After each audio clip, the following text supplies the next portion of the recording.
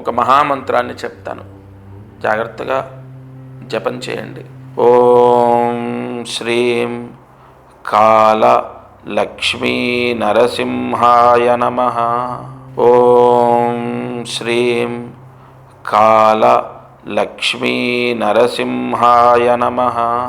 ఓం శ్రీం కాల లక్ష్మీ నరసింహాయ నమః.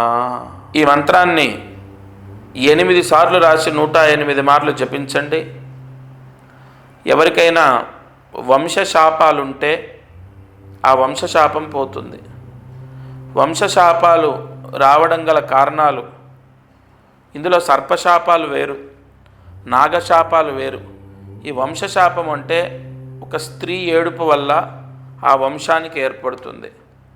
అది మనము ఇప్పుడు